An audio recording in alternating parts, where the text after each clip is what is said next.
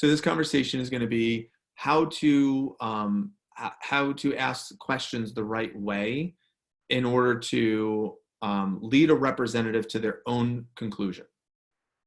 Okay.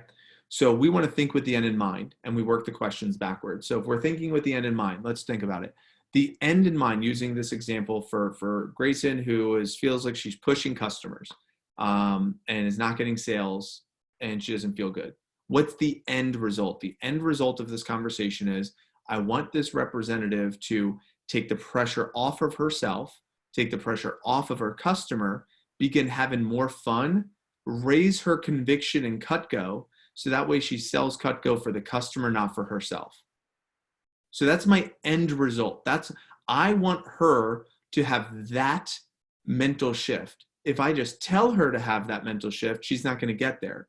So if that's my end result, I want to ask questions leading up to my end result. So I got to work it backwards. So I want to work it backwards. How do I get her there? So I probably want to make sure I'm in rapport. So that way she knows that I'm not mad at her or disappointed in her because she's putting enough pressure on herself. So it'd probably be one of the steps.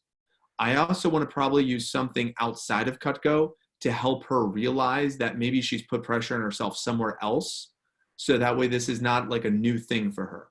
So I'd probably want to see if she's done this before, and how did she get herself to not do that with her academics or athletics in outside Cutco things. So then I could bring that into Cutco and how she could not put that pressure on herself here. And then I also want to get her to fall in love with Cutco by asking some questions about how does she feel about the product and the price point. So that way I can help her, again, have that end result, which is to say, wow, I want to take pressure off of myself. I want to feel, confident with the price and confident with the product line so I could just have fun.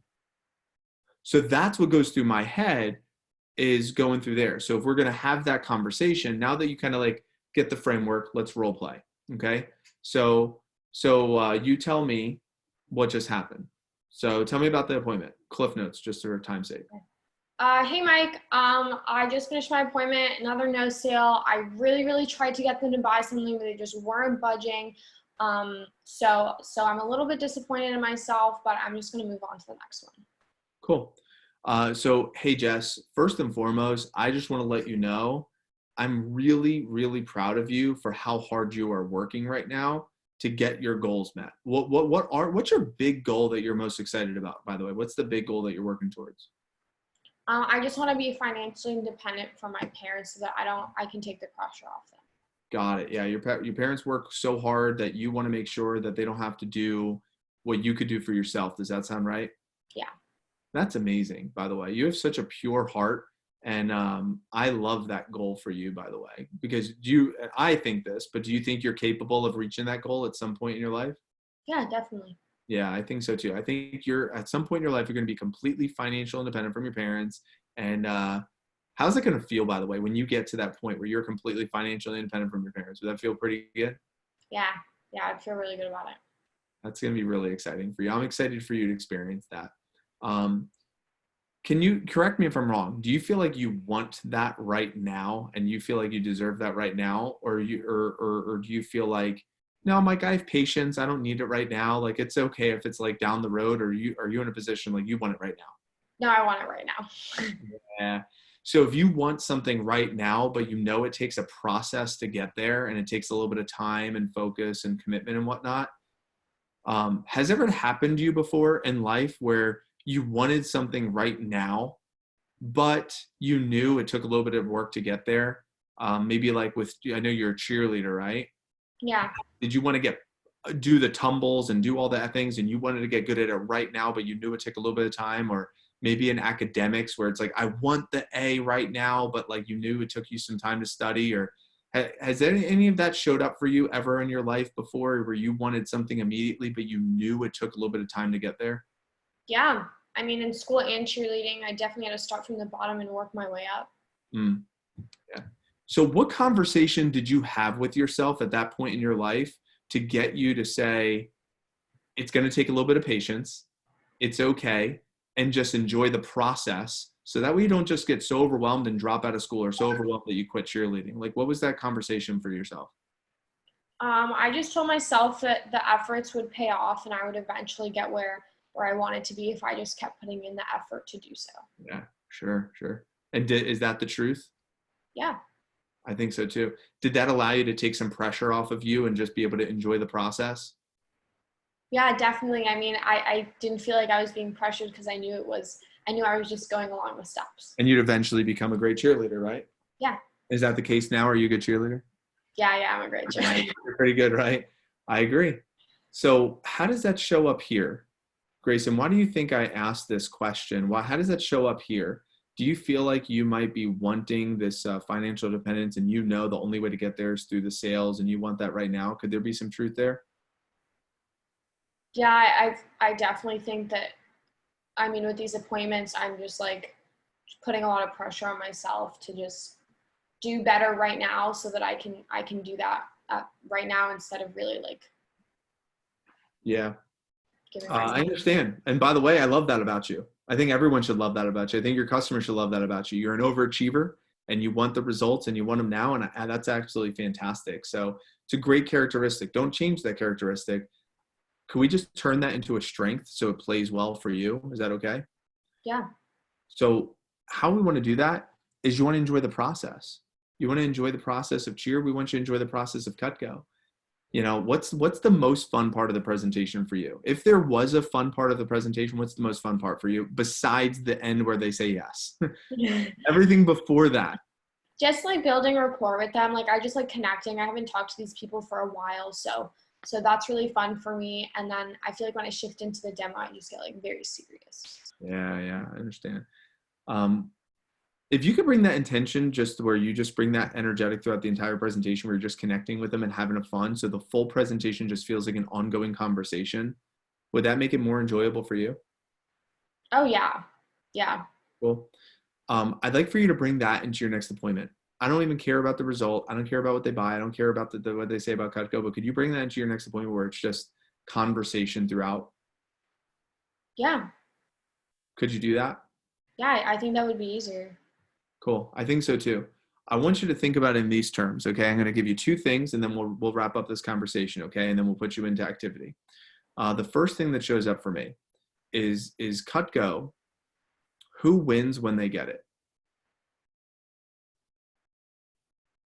Well, they win because they get it, but I win because I get money. So you win because you get money. Cool. They win because they get it. Why do they win? Because they're gonna have it forever. What's the longest you've seen someone own Cutco for? This lady that had her set for 8 years. 8 years, right? Can you think of anything you've had for 8 years and you use it every single day, right? Right? It's kind of cool to think about 8 years and know how long she's going to have that for, another 20, 30, 40, 50 years. And she could pass it down to her kids. Isn't that kind of cool? Yeah. So all I want you to do is just have a conversation about that. Just talk about this lady. Can you make it into a conversation? That's number one. Is that okay? Yeah. Number two, how do you define financial independence? I just want to be able to pay for everything that my parents are paying for right now by myself. Cool. How much is that a month? Probably about $1,000. Okay. So 1,000 a month. I'm going to go ahead and just show you. So if you need to make 1,000 a month, okay. If you were making 1,000 a month, that's $250 a week. $1,000 a month, you'll cover everything that your parents are paying for. Is that correct? Mm-hmm. So during the summertime, so you have May, June, July, August, so 4 months, $4,000 for the summer. Is that correct? Yeah. Okay. So to make $4,000 here, you need to sell $16,500 sold. To sell $16,500, you have for the whole summer, you have May, June, July, August, you have 4 months. That's how many weeks? It's 16 weeks. So how much is that per week? It's about $1,100 a week. How many orders is that for you? Maybe 3 to 4 orders? Yeah.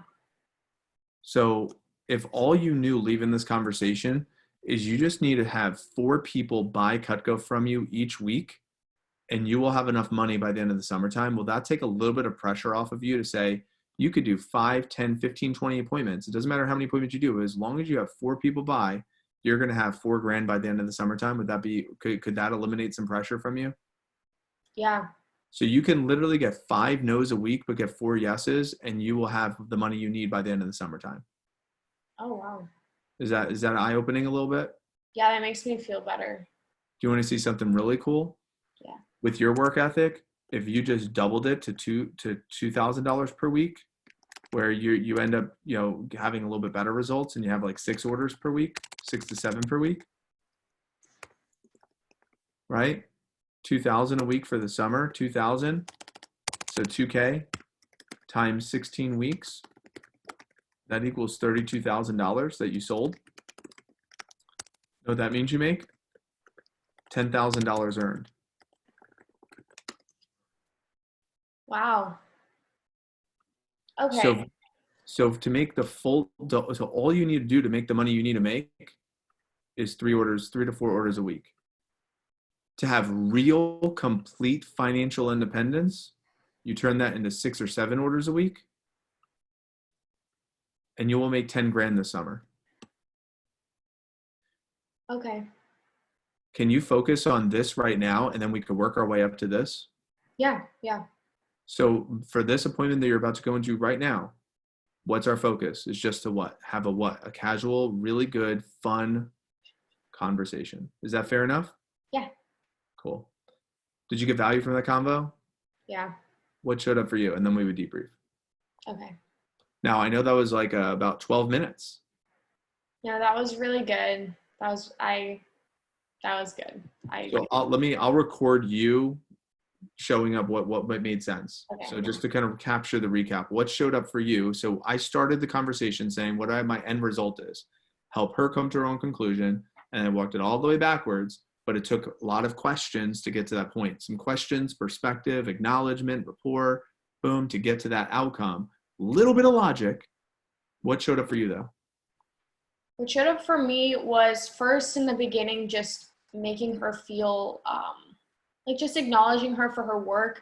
I feel like sometimes in the voice memos, it's really easy to just go straight into what happened on the demo, and that's results driven, and that's the opposite of what I'm trying to do for her. So I don't want to bring that to the table. I want to start off on a good note, and then going through it, relating it to something that makes sense to her, because she hasn't had experience with Cutco, so there's nothing to compare it to.